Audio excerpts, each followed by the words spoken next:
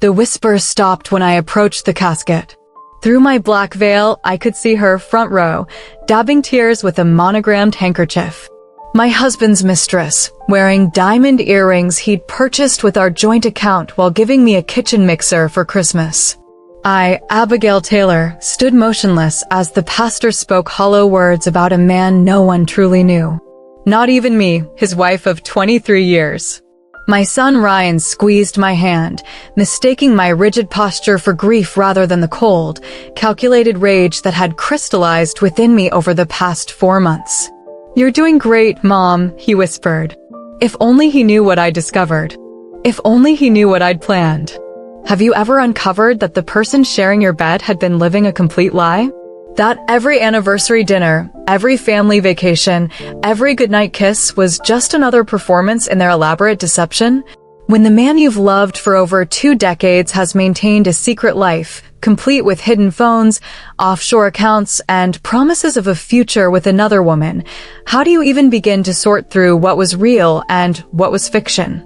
As the service ended, she approached me, Natalie Foster, 12 years my junior, my husband's administrative assistant at the bank. The woman who believed she was entitled to mourn alongside me. "Abigail," she said, voice breaking in practiced grief. "I'm so sorry for your loss. Paul was exceptional." "Thank you for coming," I replied evenly. "The family is gathering at our home for a reception. You should join us." Her perfectly sculpted eyebrows rose in surprise. "Are you sure that's appropriate?" I tilted my head, a predator sizing up prey. "Absolutely. Paul would have wanted all his special colleagues there. 3 o'clock. I insist." As she walked away, my son looked confused. "Mom, isn't that Dad's secretary? The one he was always working late with?" "Yes, dear," I replied. "The very one." If you've ever been betrayed by someone you trusted completely, you understand the particular kind of pain that transforms into something far more dangerous than heartbreak. Before this video ends, you'll witness how I turned grief into the perfect weapon. Like, subscribe, and share if you've ever wanted to see justice served to someone who deeply deserved it. Trust me, you won't want to miss what happens next. 23 years of marriage. That's what I kept thinking as I stared at the second phone I'd found tucked inside the hidden pocket of Paul's golf bag. 23 years of shared bank accounts, family photos on the mantle, and planning our retirement together. Before that moment, my life had been predictable in the most comfortable way. I managed our home on Westridge Drive, oversaw our investment portfolio to a consistent 12% return, and built Paul's image as a respected bank director and community pillar.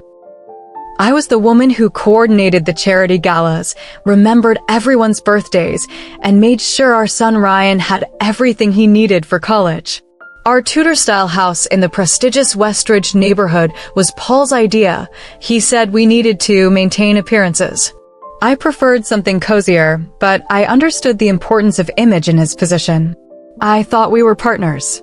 That illusion shattered on a Tuesday morning in April. I'd been looking for golf tees in Paul's bag before his weekend tournament. My fingers brushed against something hard in what I thought was a decorative pocket. Curious, I unzipped it and found a sleek black phone I'd never seen before. The screen lit up with a notification. A text message from someone named N. "Can't wait for Denver next week. Same room as last time? Miss your hands on me." My body went cold. I stood frozen in our garage, the phone suddenly feeling like it weighed 100 pounds. I should have confronted him immediately. I should have screamed, thrown things, demanded answers. That's what they do in movies, isn't it? The wronged wife, tears streaming down her face, hurling accusations and vases in equal measure. Instead, I took photos of the phone with my own. I documented every message, every photo, every hotel receipt stored in the email. I found a gallery of images I can never unsee, intimate moments between my husband and his administrative assistant in hotel rooms across 3 states. Their text history went back 3 years. 3 years of working late tonight, and this conference is so boring text to me while he was with her. My hands shook as I scrolled through financial records.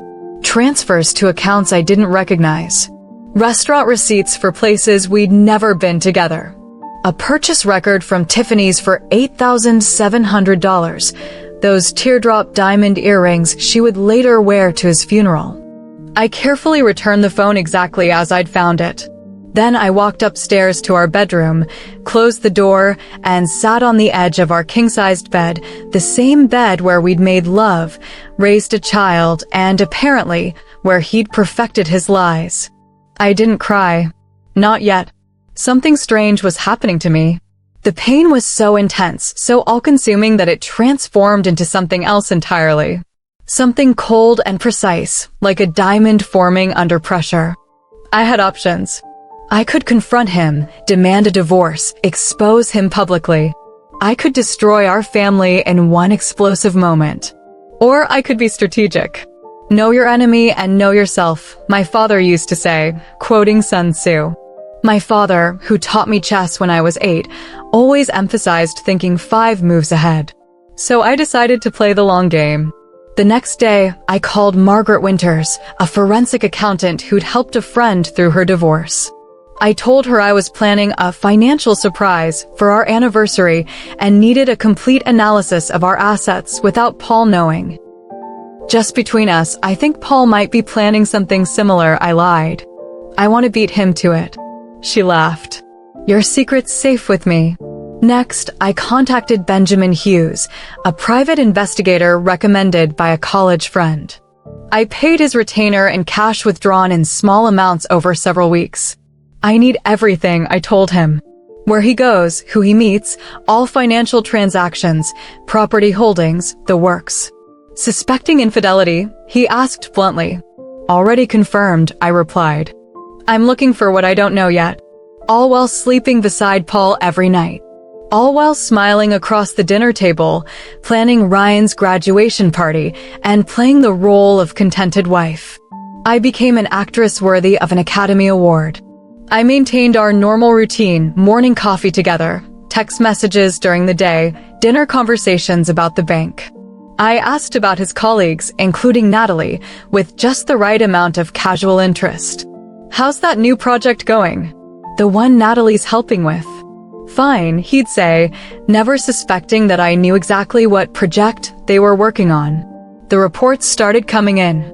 Margaret discovered a company called Lakeside Property Development, LLC, jointly owned by Paul and Robert Foster, Natalie's brother. My husband had invested $2.3 million of our money without my knowledge. Benjamin's surveillance photos showed Paul and Natalie entering an apartment on Willow Street. Receipts for weekend getaways when Paul was supposedly at banking conferences. A jewelry store visit where he spent more on her birthday gift than he had on my last 5 Christmas presents combined. The most devastating discovery came 2 months into my investigation, emails discussing their future together. Plans to wait until Ryan graduated college the following year, then file for divorce. Details about how he would structure the separation to minimize what I would receive. Joe never checks the accounts, he wrote in one email. She trusts me completely with the finances. He was right. I had trusted him. That was my first mistake. My second mistake was underestimating myself. What Paul failed to remember was that I'd been managing our investment portfolio for 15 years. I understood financial structures, tax implications, and legal loopholes. I'd been the one to suggest the postnuptial agreement 3 years earlier when he'd had a brief indiscretion with his golf instructor, a document he'd signed eagerly to prove his renewed commitment. A document with an infidelity clause he clearly hadn't read carefully.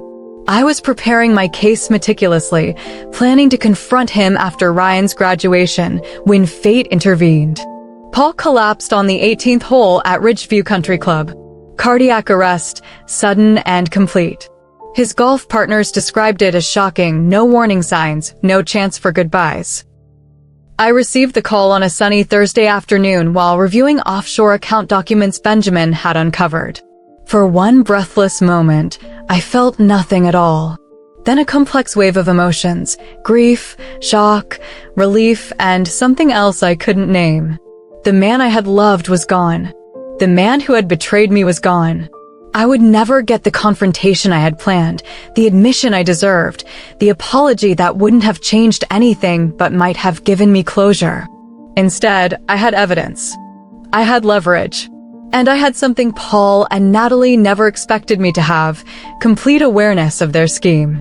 If you've ever been underestimated, you know the power that comes from people not seeing you clearly. Like, comment, and share if you understand what it means to be dismissed as just a wife, just a mother, just someone's support system rather than a force to be reckoned with.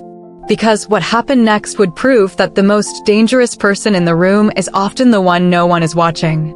The morning after Paul's death, I sat at our kitchen table surrounded by sympathy casseroles I wouldn't eat and flower arrangements I hadn't requested. The house phone rang constantly, friends, colleagues, distant relatives. I let most calls go to voicemail. My focus was elsewhere. With Paul gone, I now had limited time to secure everything I'd discovered before accounts were frozen and assets went into probate. Death changes the legal landscape dramatically, and I needed to act quickly. I contacted Margaret first. "I need everything you have. Paul passed away yesterday." Her voice softened. "Abigail, I'm so sorry." "Are you?" "I'm fine," I interrupted. "But I need a complete report immediately. Today." "Of course," she said, her tone shifting from sympathy to professionalism. "I'll have it to you by noon." I called Benjamin next. "Paul's dead," I said without preamble. "Heart attack at the golf course." A pause. "My condolences, Mrs. Taylor." "Thank you. I need all surveillance materials, bank records, everything you've gathered. And I need you to get me something else, any communication between Paul and his attorney, Frank Reynolds, in the past month. That might be difficult too. Double your fee. I'll have everything to you by this evening." With those calls made, I allowed myself a moment. Just one. I stood at the window overlooking our perfectly landscaped yard and felt the reality wash over me. Paul was gone. 23 years of marriage ended not in divorce papers, but a death certificate. Despite everything, I felt a sharp pang of grief, not for the man who had betrayed me, but for the man I thought I had married. For the life I believed we'd built together. For the future that had never been real. The doorbell rang, pulling me back to reality. It was my sister Kate, eyes red-rimmed from crying. "Oh, Abby," she said, pulling me into a hug I didn't return. I came as soon as I heard. Kate stayed with me, handling the arrangements I couldn't focus on. She called the funeral home, notified Ryan at college, and dealt with the stream of visitors while I retreated to my home office. There, I created a new file on my computer, Evidence. Inside, I organized everything chronologically: financial records, surveillance photos, text message screenshots, email printouts. I made 3 copies of everything and stored them in different locations. One set went into our home safe, one to a safety deposit box only I could access, and the third to a cloud account created specifically for this purpose. Margaret's report arrived by encrypted email at 11:43 a.m. It detailed the extent of Paul's financial deception, far worse than I'd initially discovered. The Lakeside Property Development LLC had taken our $2.3 million and leveraged it to secure additional funding from 3 different banks. They were purchasing properties without proper permits, flipping them through shell companies, and avoiding taxes through a complex web of entities. Robert Foster, Natalie's brother, had a history of questionable real estate deals and had narrowly avoided fraud charges twice before. Even more disturbing, Paul had created a trust in Natalie's name just 3 weeks earlier, funded with $500,000 from an account I didn't know existed. He'd also changed his life insurance beneficiary, splitting it between Ryan and her. Benjamin's package arrived by courier at 6:15 p.m. Along with the surveillance materials I'd requested, he'd included something unexpected, a recorded conversation between Paul and Frank Reynolds from Paul's office at the bank. Benjamin had planted a listening device during his investigation. I poured a glass of wine and pressed play.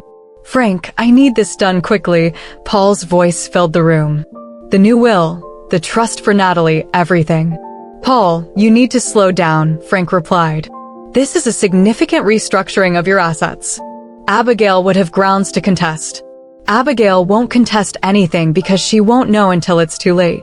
By the time I file for divorce next year, everything will be set. And if she finds out before then, a laugh, cold and dismissive. She won't. Abby doesn't check the accounts. She's never questioned a financial decision in 23 years. Why would she start now? My hand tightened around the wine glass. 23 years of managing our investment portfolio to a 12% annual return while he focused on networking at the country club, and he still saw me as financially inept. Have you considered what this looks like? Frank continued. Moving assets to your assistant right before a divorce? Any judge would. She's more than my assistant, Paul interrupted. And I don't care how it looks. I want it done. A sigh. Fine. I'll have the paperwork ready next week. But I'm documenting my objections. Document whatever you want. Just get it done. The recording ended. I sat perfectly still, letting the full impact wash over me.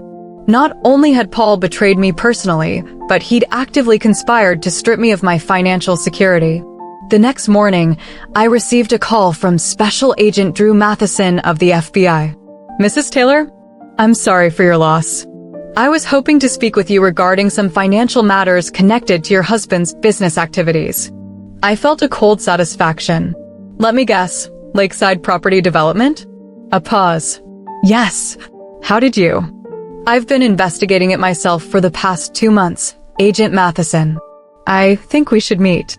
That afternoon, I laid out everything I'd discovered about Lakeside's operations, Robert Foster's involvement, and the money trail. What I didn't mention was Natalie's relationship with Paul. That was personal, and I had other plans for her. This is remarkably thorough, Mrs. Taylor, Matheson said, reviewing my documentation. I was thorough in everything I did, Agent Matheson. Paul just never noticed. By the time I left the federal building, we had an understanding. I would continue to cooperate with their investigation, and they would ensure I was protected from any financial fallout. Meanwhile, the funeral arrangements proceeded. I chose the most expensive casket, the most elaborate flower arrangements, the most prestigious cemetery plot. Paul had always cared about appearances, after all. I was simply honoring his priorities. I sent the funeral announcement to everyone in Paul's contact list, including Natalie. I wanted her there, front and center. I wanted to see her face when she realized how badly they had underestimated me. The night before the funeral, Ryan arrived from college. My heart broke seeing him, the image of his father, but with a genuine warmth Paul had always lacked. "Mom," he said, hugging me tightly. "I can't believe he's gone." I held my son, grateful he didn't know the truth. To him, his father was a successful banker, a golf enthusiast, a man who had taught him to drive and helped him with college applications. Not a cheater. Not a fraud. "I know, sweetheart," I whispered. "It's a lot to process." Later, as I laid out my black dress for the funeral, my phone chimed with a text from an unknown number. "Abigail, it's Natalie. I just wanted to check if you're okay and if there's anything I can do. Paul always spoke so highly of you." The audacity stunned me. I stared at the message, imagining her typing it, perhaps rehearsing it several times to strike just the right tone of respectful concern. I didn't respond. Words weren't necessary. Tomorrow would speak volumes. As I prepared for bed, I found myself standing before the bathroom mirror, studying my reflection. I looked different somehow, sharper, more focused. The woman staring back at me wasn't the trusting wife who had lived in blissful ignorance for years. She was someone new, forged in betrayal and shaped by determination. "Grief does strange things to people," I whispered to my reflection. "Indeed it does. Grief can blur your vision or sharpen it beyond measure. Grief can weaken you or transform you into someone formidable. Grief can be a veil to hide behind or a lens that finally brings everything into perfect focus." My grief had become a weapon, and I was ready to wield it. If you've ever been played for a fool, If you've ever discovered that the person closest to you had created an elaborate fiction of your life together, hit that like button. And subscribe to see what happens when the mask of the grieving widow conceals the face of a woman who knows exactly how to dismantle the life her husband built with his mistress. Because sometimes the most powerful position is the one no one sees coming. Rain fell in sheets across Oakwood Cemetery, droplets hammering against the black canopy erected over the gravesite. Nature itself seemed determined to wash away the lies along with the dirt and tears. I stood motionless beside the gleaming mahogany casket that held what remained of my husband.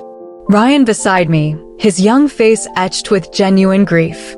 The pastor's voice droned on about eternal peace and a life well lived, empty platitudes for a man none of them truly knew. But my attention wasn't on the pastor or even on Paul. Through my black veil, I watched her, Natalie Foster, seated in the front row directly across from me, as if she had equal claim to this moment of mourning. Her designer black dress clung to her figure, those teardrop diamond earrings catching the light each time she dabbed at her eyes with that monogrammed handkerchief. The cemetery filled with familiar faces. Bank executives with somber expressions. Golf partners from the country club. Church members who hadn't seen Paul in months, but felt compelled to attend the funeral of a community pillar. I received their condolences with quiet dignity, saying little, observing everything. The bank president expressing what a tremendous loss Paul's death was to the institution. Paul's golf buddies recounting how he'd been in perfect health just moments before his collapse. Old college friends I'd never met before, who looked at me with curious eyes, as if comparing the real me to whatever version of me Paul had described. Then she approached, her designer heels sinking slightly into the rain-softened ground. Natalie Foster, administrative assistant extraordinaire, homewrecker par excellence. Abigail, she said, voice catching in what I recognized as practiced emotion. I'm so sorry for your loss. Paul was exceptional. I studied her through my veil, the carefully applied makeup, the calculated grief, the way she clutched her purse as if it contained secrets. In some ways, I pitied her. She was younger, yes, arguably more attractive by conventional standards. But she had been just as deceived as I had been, believing Paul's promises of a future together while he manipulated both of us. Thank you for coming, Natalie, I replied, my voice level and controlled. Paul always spoke so highly of his administrative assistant. Your support at the bank meant a great deal to him. Something flickered across her face, uncertainty, perhaps, or the first inkling that she might have misread the situation. Good. Uncertainty was the first step toward unraveling. We were all devastated at the bank, she continued, regaining her composure. He was more than just our director. I'm sure he was, I agreed, my tone neutral, but my meaning unmistakable. The family is gathering at our home for a small reception. You should join us. Her perfectly sculpted eyebrows rose slightly. At your house? Are you sure that's appropriate? I tilted my head, the gesture almost predatory beneath my widow's veil. Absolutely. Edward would have wanted all his special colleagues there. 3 o'clock. For 78, Westridge Drive. I insist. She hesitated, then nodded. If you're sure. Completely. I took her hand in mine, feeling her flinch slightly at the contact. There's so much about Paul we should discuss. As she walked away toward her BMW convertible, another gift from my husband, purchased through a shell company I'd tracked to an offshore account, Ryan looked at me with confusion. Mom, isn't that Dad's secretary? The one he was always working late with. My son was more perceptive than I'd given him credit for. Had he suspected something all along? Yes, dear, I replied, watching her drive away. The very one. And I think it's time she and I had a proper conversation. The drive home from the cemetery was quiet, Ryan staring out the window at the rain-slicked streets. I let him have his silence, knowing he needed to process his grief in his own way. As we pulled into our circular driveway, I noticed the catering vans already parked along the curb. Kate had arranged everything: food, drinks, additional seating. The perfect reception for the perfect husband. the perfect facade for the next phase of my plan. "Ryan," I said as we entered the house, "would you check that the guest rooms are prepared? Some of Dad's relatives will be staying overnight." He nodded, grateful for the distraction, and headed upstairs. Once he was gone, I went straight to my bedroom and removed the black veil. I studied my reflection in the mirror, composed, controlled, clear-eyed. The perfect grieving widow. From my jewelry box, I removed the thin gold chain I'd worn for 20 years, the one with the small key that opened Paul's desk drawer. I slipped it over my head, tucking it beneath my dress where it rested cold against my skin. The doorbell began ringing as the first guests arrived. I moved through the house like a specter, accepting condolences, directing the caterers, refilling drinks, playing my role with Oscar-worthy precision, all while keeping Natalie in my peripheral vision once she arrived. She entered tentatively, as if expecting to be turned away at the door. When I greeted her with a cordial nod, she visibly relaxed and made her way to the fireplace, accepting a glass of white wine from a passing server. I watched her eyes dart to certain objects, Paul's golf trophies, the painting we'd bought in Aspen, the antique desk that had been his grandfather's. Was she mentally cataloging what might have been hers? Or recognizing items he'd described during their intimate conversations? Frank Reynolds cornered me in the kitchen as I arranged another tray of finger sandwiches. "Abigail," he said, voice lowered.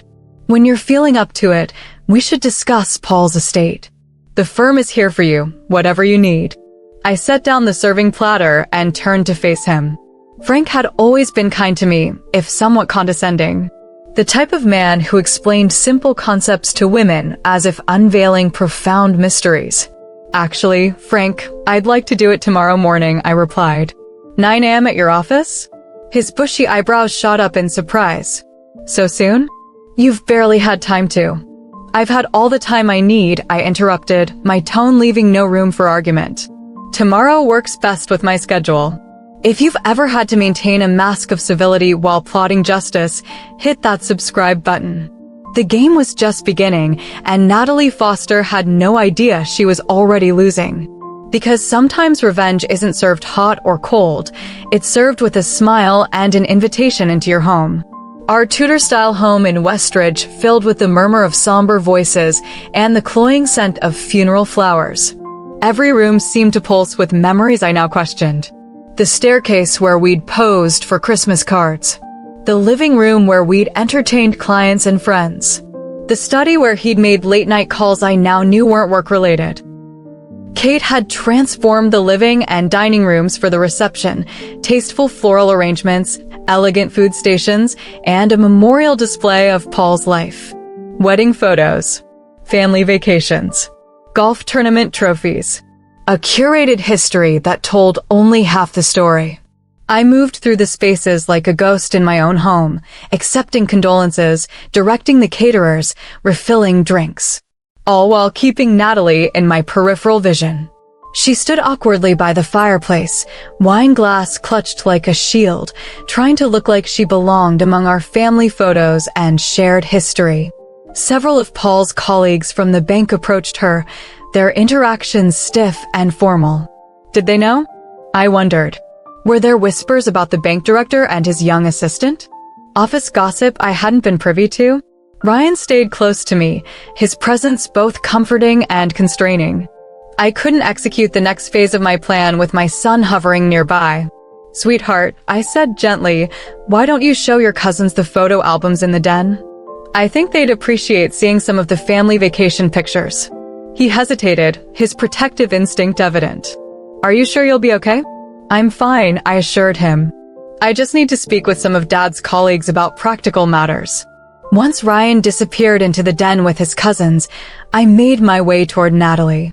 She saw me coming and straightened, chin lifting slightly, preparing for confrontation, perhaps.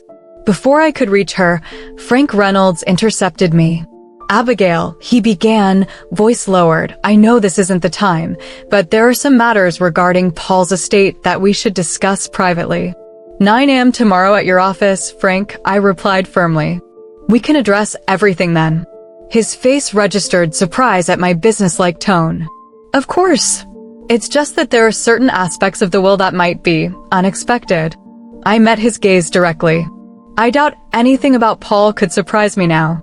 Frank shifted uncomfortably, his eyes darting briefly toward Natalie before returning to me. That small glance confirmed everything. He knew about them. He'd helped Paul restructure our assets to benefit her. 9 a.m., I repeated. Don't be late.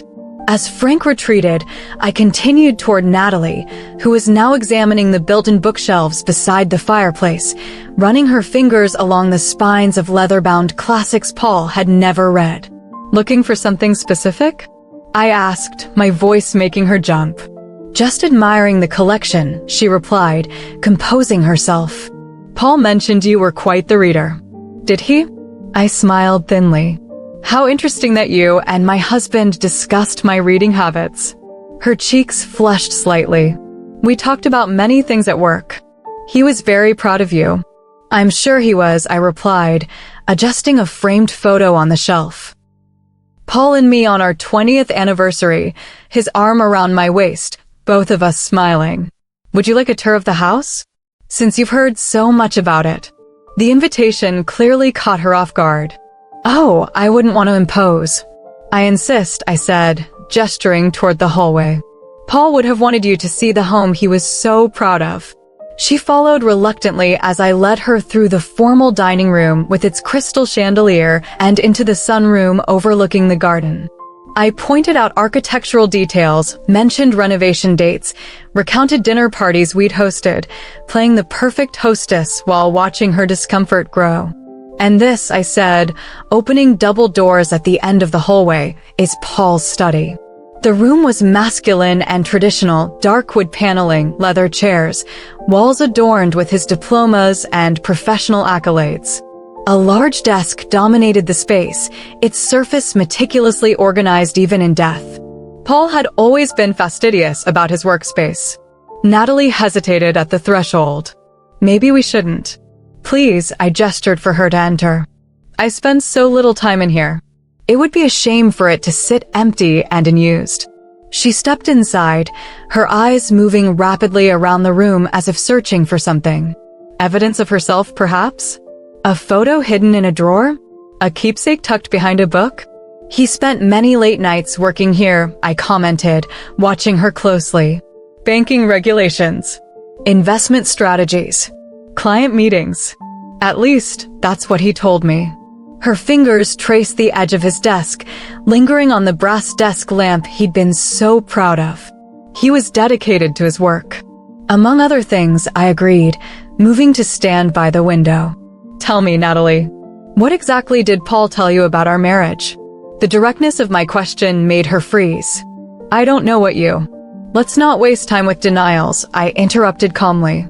We both know what Paul was to you. What I'd like to know is what version of me he created in your mind. Her eyes widened, caught between fight and flight. Abigail, this isn't the appropriate time? I finished for her. When is the appropriate time to discuss my husband's affair with his assistant? After the grieving period? 6 months from now?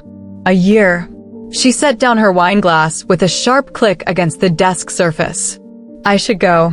Not yet, I said, moving toward the door, effectively blocking her exit. You showed up at my husband's funeral wearing earrings he bought you with our joint account. You sat in the front row as if you had equal claim to his memory. The least you can do is have an honest conversation with me. Her composure cracked slightly. What do you want from me? An apology? It won't change anything. No, I agreed. It won't bring back the 3 years he spent building a life with you behind my back. It won't restore the $2. $3 million he invested with your brother without my knowledge. It won't erase the memory of finding photos of you two together in hotel rooms across 3 states. All color drained from her face. You knew. I've known for months, I confirmed. Every message, every photo, every financial transfer, every promise he made you. Why didn't you say anything? She asked, genuine confusion in her voice. Because knowledge is power, Natalie.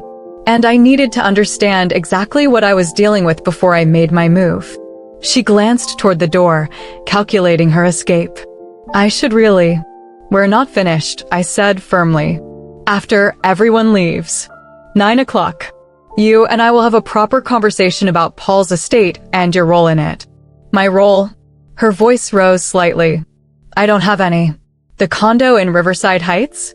The joint account at First Merchants? The life insurance policy? The trust in your name? I raised an eyebrow. That kind of role. She stared at me, speechless, as the full realization dawned on her face.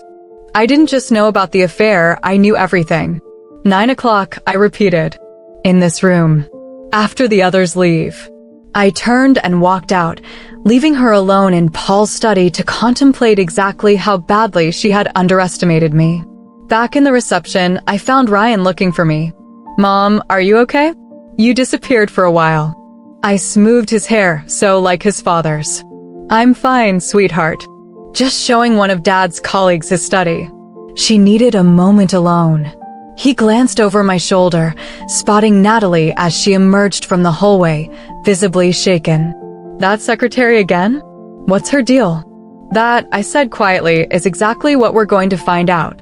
If you've ever had to maintain your composure while confronting someone who tried to destroy your life, hit that like button. Because sometimes the most satisfying revenge begins with letting your enemy know exactly how much you know. Stay tuned to see what happens when the masks finally come off and truth meets consequences. You won't want to miss what comes next. The house emptied gradually as the evening wore on. Neighbors departed with promises of casseroles and support. Colleagues from the bank left with awkward handshakes and averted eyes. Family members retreated with tearful embraces and whispered platitudes. By 8:30, only Ryan and Natalie remained. My son, emotionally exhausted, had retreated to his bedroom after I assured him I'd be fine. Get some rest, sweetheart, I told him, kissing his forehead. Tomorrow will be another hard day. Once Ryan's door clicked shut, I checked my watch. 20 minutes until our scheduled confrontation. I used the time to prepare myself, removing the widow's facade like shedding a costume. I changed from my funeral dress into a simple black blouse and trousers. I removed my wedding ring, placing it in a small porcelain dish on my dresser. I let down my hair from its severe bun, brushing it loose around my shoulders. Small changes, but significant. I wasn't playing the grieving widow anymore. At precisely 9 o'clock, I made my way to Paul's study, the key to his desk drawer hanging from the chain around my neck. As expected, Natalie was already there, examining the golf trophies displayed on the mahogany shelves. Sentimental? I asked from the doorway, startling her. She spun around, one hand flying to her throat where those diamond earrings caught the lamplight. I was just looking for something? I stepped into the room and closed the heavy oak door behind me with a definitive click. Or perhaps waiting for me to go to bed so you could help yourself to whatever Paul promised you? Abigail, you're upset, she said, attempting to regain her composure. You're not thinking clearly. Grief can make people imagine. On the contrary, I interrupted, crossing to Paul's desk and unlocking the bottom drawer with my key. I'm thinking with perfect clarity for the first time in years. I removed a thick leather portfolio and placed it on the desk between us. The sound it made against the polished surface was heavy with finality. Do you know what this is? I asked, maintaining eye contact. She shook her head, but her eyes remained fixed on the portfolio as if it might suddenly spring open and bite her. This is evidence, I said, unfastening the clasp and revealing neatly organized documents separated by colored tabs. Bank statements, hotel receipts, photographs, text messages printed and time-stamped. I removed a separate red folder. And this is the paperwork for Lakeside Property Development, LLC. Paul's secret investment with your brother, funded with $2.3 million from our joint accounts. Her face contorted with shock, the careful mask of sympathy crumbling completely. How did you? I've known for months, Natalie, I said, my voice steady and cold. About everything. The affair that began during the regional banking conference in Denver. The money transfers to accounts in both your names. The plans to leave me after Ryan graduated college next year. He loved me, she whispered, defiance flashing through her shock. Perhaps, I conceded, arranging the documents with methodical precision. But he married me. And in this state, that means something legally binding. I slid another document across the desk's polished surface. This is our postnuptial agreement, signed 3 years ago when Paul had that little indiscretion with his golf instructor. He was so eager to make amends, he didn't read the fine print my attorney added. She picked it up with trembling hands, her expensive manicure catching the light as her fingers gripped the paper too tightly. Infidelity clause, page 4, paragraph 6, I pointed out. In the event of proven adultery, the faithful spouse receives 80% of all marital assets, including those transferred or hidden within 5 years of discovery. You can't prove. I just showed you the proof, I interrupted, tapping the portfolio, which I've already shared with our attorneys. I leaned forward, lowering my voice. But that's not the interesting part. The interesting part is what I found while tracking Paul's missing millions. Your brother isn't just a property developer, is he? He's been using Paul's investment to purchase and flip properties without proper permits, dodging taxes through shell companies registered in your grandmother's name. Her face went ashen beneath her makeup, a pulse visibly throbbing at her temple. That's not true. The FBI Financial Crimes Division disagrees, I replied, removing a business card from my pocket and placing it atop the documents. Special Agent Drew Matheson. We've had several enlightening conversations over the past 2 months. You had no right to go through his things to spy on him. I had every right, I cut her off, my voice rising slightly for the first time. He was my husband. Those were our joint accounts. That money was earned during our marriage. And now, here's what's going to happen.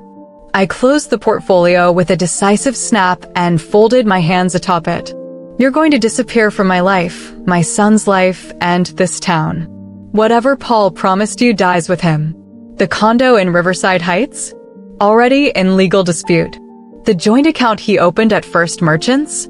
Frozen. The promotion to branch manager he arranged? The board votes tomorrow, and they've been given some very interesting information about your qualifications. She stood abruptly, knocking over her chair. You think you've won? You think this makes you clever? He was miserable with you. He told me everything, how cold you were, how boring in bed, how pathetically grateful for the crumbs of attention he threw your way. And yet, I replied calmly, I'm the one sitting in his house, wearing his name, and controlling his legacy. While you're about to be questioned by federal investigators about your role in your brother's fraud scheme. Paul may have found me boring, but at least I'm not facing obstruction of justice charges. You're bluffing, she said, but her voice wavered uncertainly. I removed my phone from my pocket, pulled up a recorded conversation, and pressed play. Paul's voice filled the room. We need to be careful with the lakeside transfers. Abby never checks the accounts, but her signature is still required on anything over $50,000. I'll tell her it's for the new branch expansion. I stopped the recording. I have hours of these. From the home office, the lake house, even your charming little apartment on Willow Street where you thought you were so discreet. Natalie sank back into her chair, suddenly looking years older. I can't go to prison. Robert promised me the investments were legitimate. Then cooperation is your best option, I replied, my voice softening slightly, not out of sympathy, but strategic advantage. Starting with returning everything Paul gave you and signing a legal release acknowledging you have no claim to his estate. You don't understand, she pleaded, suddenly desperate. We were going to get married. He promised me after Ryan graduated. He promised me forever at Riverside Chapel in 2000. I cut her off. His promises weren't worth much, as we've both discovered. She stared at me, mascara smudged beneath eyes that suddenly looked hollow. What do you want from me? I told you. Disappear. Sign the papers my attorney will send tomorrow relinquishing any claim to Paul's estate. Return the gifts, including those earrings. And testify against your brother if needed. And if I don't? I smiled then, the first genuine expression since Paul's death. Not warm, not kind, but satisfied, like a predator who has finally cornered elusive prey. Then I'll destroy you the way you tried to destroy me. Not with tears or tantrums, but with evidence, attorneys, and federal agents. I've spent 4 months preparing while you two thought I was just some clueless housewife arranging dinner parties. Turns out, managing a household for 23 years teaches a woman how to plan for every contingency. I stood, gathering the portfolio. You have until noon tomorrow to decide. Agent Matheson expects your call either way, as a witness or as a subject of investigation. Your choice. As I walked toward the door, she called after me, voice breaking, "He never loved you." Not like he loved me. I paused, hand on the doorknob, and looked back at her. Love without respect isn't love, Natalie. It's just another form of use. And Paul used us both. The difference is, only one of us is still standing with dignity intact. I left her there in Paul's study, surrounded by the remnants of his life and the evidence of her complicity. As I closed the door, I heard what sounded like a sob, whether from grief or fear, I couldn't tell. And truthfully, I didn't care.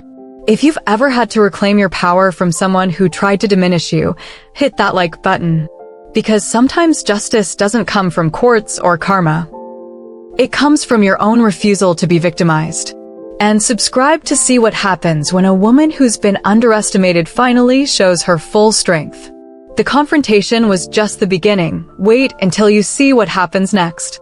The next morning, I sat across from Frank Reynolds in his plush downtown office. His leather chair creaked as he shifted uncomfortably, placing Paul's will on the desk between us. I'd arrived precisely at 9, dressed in a tailored navy suit that Paul had never seen. Another small act of reclamation, clothes I'd purchased for myself, not to please him. Josephine, Frank began carefully, clearing his throat. Before we discuss the particulars, I want to express my deepest condolences again. Paul was a good friend. Was he? I asked mildly. I wonder if good friends help each other hide assets from their wives. Frank's face flushed. He tugged at his collar as if it had suddenly tightened. I don't know what you... Let's not waste time with denials, I interrupted. We both know there are complications in Paul's will. Changes made 3 weeks ago? The trust for Natalie? The life insurance policy split. Frank's mouth fell open, his coffee cup suspended midway to his lips. How did you? Frank, close your mouth. You look like a fish gasping for air. I set down my purse and leaned forward. Paul wasn't as clever as he thought. Neither are you, helping him restructure our assets while knowing full well what you were participating in. He set down his cup and ran a hand through his thinning hair. It wasn't like that, Abby. I tried to talk him out of it. I have professional obligations to my client. To whom? Your client or justice? I removed a USB drive from my purse and slid it across the polished mahogany. This contains documentation of every ethical violation you've committed while helping Paul restructure our assets. Conflicts of interest. Failure to disclose. Potentially even conspiracy to defraud a spouse. The blood drained from Frank's face, making the broken capillaries on his nose stand out like crimson rivers. Abigail, please. I'm not interested in ruining your career, Frank. I just want what's legally mine. I opened my portfolio and removed a stack of documents. These are already filed with the court. Evidence of Paul's infidelity, triggering the post-nuptial agreement. Evidence of fraud in his recent will changes, made under duress and undue influence from Natalie. Duress? That's a serious allegation. Text messages between Paul and Natalie discussing her pregnancy ultimatum, a pregnancy that mysteriously miscarried once the will was changed. Threatening to tell me everything unless he took care of her. That's textbook duress, isn't it? I pointed to another document. Your own secretary's sworn statement about Natalie's frequent visits, her arguments with Paul, and his visible distress after changing the will. Frank looked physically ill, loosening his tie. Lori gave you a statement? People notice things, Frank. Especially loyal employees who didn't appreciate watching their boss help destroy a 23-year marriage. He slumped in his chair, defeated. What do you want me to do? Your job. File the petition to invalidate the recent changes to Paul's will. Enforce the post-nuptial agreement. and drop Natalie as a client before she drags you into her brother's fraud investigation. Fraud investigation? I smiled thinly. You really should read the business section more often. Or check your messages. The FBI raided Lakeside Development's offices this morning. Frank reached for his phone with shaking hands, scrolling through notifications. Good God, Abby. How long have you known about all this? Long enough to protect myself and my son, I replied, standing and gathering my things. Paul underestimated me. So did you. So did Natalie. That was your collective mistake. As I reached the door, Frank called after me, his voice subdued. For what it's worth, I'm sorry. Paul wasn't always like this. I paused, hand on the doorknob. Yes, he was, Frank. We just didn't want to see it. But that's the thing about death, it brings everything into perfect focus. Outside, I took a deep breath of fresh spring air, feeling lighter than I had in months. I checked my phone to find 3 missed calls from Natalie and a text message. I've thought about what you said. Let's talk. Meet me at Paul's bank office at 2 p.m. I smiled to myself. She was attempting to regain control, to shift the confrontation to her territory. Did she think the bank environment would give her an advantage? Or was she planning some desperate countermove? I texted back, no. My attorney's office. Noon. The papers will be ready for your signature. Her response came quickly, fine. But I want to talk privately first. There's nothing left to discuss, I replied. Sign the papers, return the gifts, cooperate with the investigation. Those are the terms. I slipped my phone back into my purse and walked to my car. By noon, I'd have Natalie's signature on the legal release. By end of day, the revised will petition would be filed. Within a week, the FBI investigation would be public knowledge. Everything was falling into place exactly as I'd planned. If you've ever been in a situation where someone thought they could outsmart you only to discover they were playing checkers while you were playing chess, hit that like button. The satisfaction of watching realization dawn on their faces is truly priceless.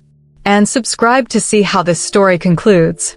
Because when a woman has been pushed to her limits, when she's been betrayed and underestimated, when she finally decides to reclaim her power, that's when things get really interesting.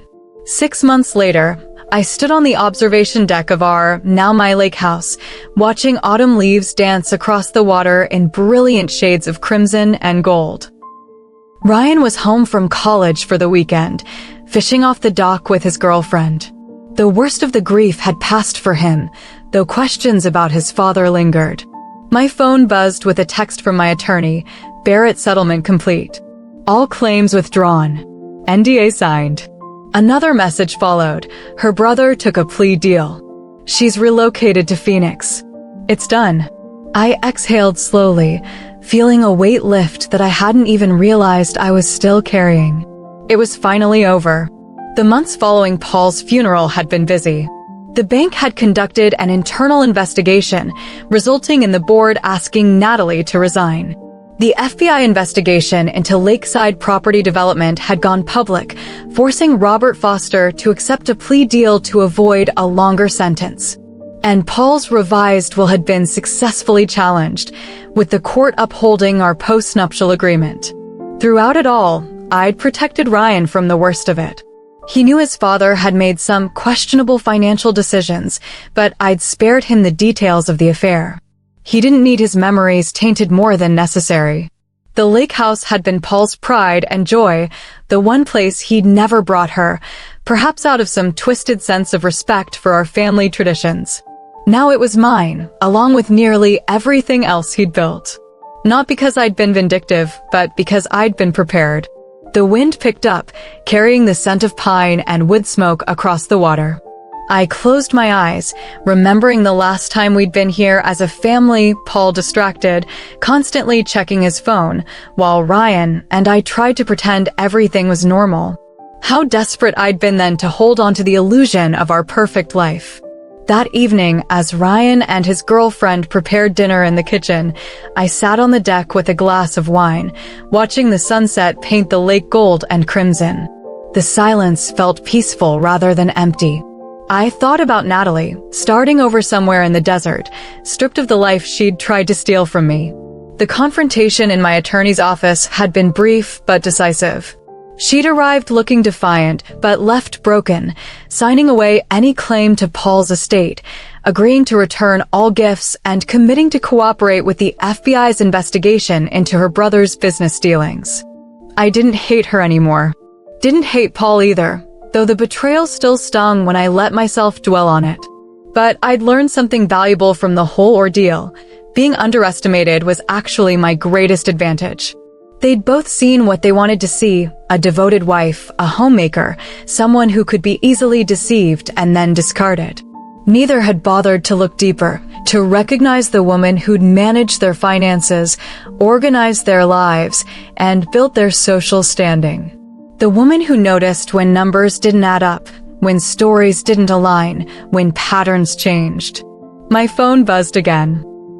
A text from an unknown number. I hope you're satisfied. You've taken everything from me. Natalie. Breaking the no-contact provision already. I didn't respond immediately. Instead, I took a sip of wine, savoring the moment. Then I typed, not everything, Natalie. Just what was rightfully mine. The rest, the lies, the betrayal, the dishonor, I've left those for you to keep. They suit you better than they ever suited me. I blocked the number, set down my phone, and turned my attention back to the sunset. Tomorrow would bring new challenges, new opportunities. I was ready for them all. Ryan joined me on the deck, placing a gentle hand on my shoulder. You okay, Mom? You seem different lately. I covered his hand with mine, smiling up at him. I am different. Stronger. Dad would have been proud of how you handled everything, he said, the innocence in his statement twisting something inside me. Maybe, I replied softly. But I'm proud of myself, and that's what matters now. The truth would remain buried with Paul. Ryan didn't need to know how his father had betrayed us, how close we'd come to losing everything, or what I'd had to do to save what remained. Some secrets served a purpose. Some truths were too costly. If you've ever had to rebuild after betrayal, if you've ever discovered strength you didn't know you possessed, hit that subscribe button. Because sometimes the most powerful stories aren't about vengeance, they're about reclamation. And this story, my friends, was just the beginning of mine. As darkness settled over the lake, I made a silent promise to myself. Never again would I allow anyone to make me invisible. Never again would I be the supporting character in my own life. The widow in black had emerged from the shadows, reclaiming not just her husband's legacy, but her own power. And in the end, that was the sweetest revenge of all.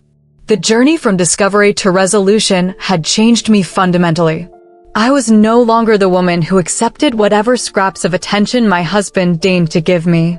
No longer the woman who looked the other way rather than confront uncomfortable truths. I'd taken control not out of vengeance, but out of necessity. Not to destroy, but to preserve what rightfully belonged to me and my son.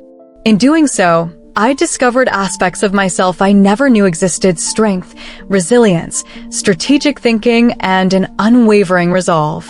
Most importantly, I learned that the greatest power often lies in patience. While Paul and Natalie had been reckless in their passion and greed, I had been methodical in my response. While they had underestimated me at every turn, I had seen them clearly for exactly who they were. As I watched the last light fade from the sky, I realized something profound. Sometimes the most complete victory comes not from destroying your enemies, but from reclaiming your own worth in spite of them. Paul and Natalie had tried to write me out of my own story. Instead, I had rewritten it entirely on my terms.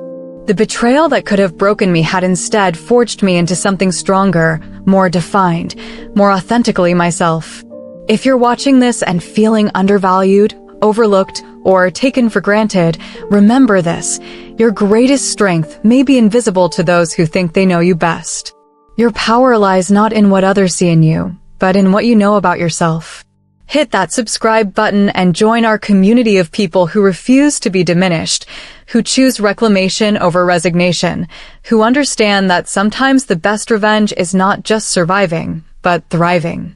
And leave a comment below sharing how you reclaimed your power after betrayal. Your story might be exactly what someone else needs to hear today. Because every great comeback story begins with the decision to write your own ending.